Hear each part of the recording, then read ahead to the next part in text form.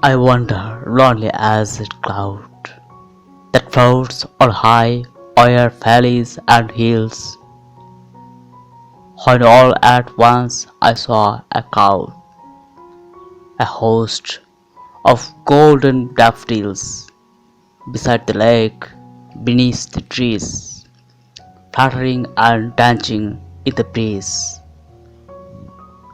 continuous as the stars that shine and twinkle on the Milky Way, the stretched in never-ending line along the margin of a bay.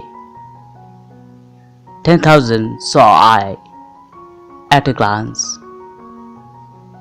tossing their heads in sparkly dance. Their waves beside them danced, but they outdid their sparkling, waving glee. A poet could not but be gay in such jocund company.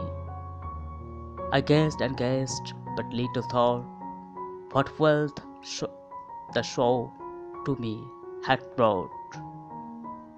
For oft, when on my clouds I lie, in vacant or in pensive mood, the flash upon that inward eye, which is the bliss of solitude, and then my heart with pleasure fills and dances with the daffodils.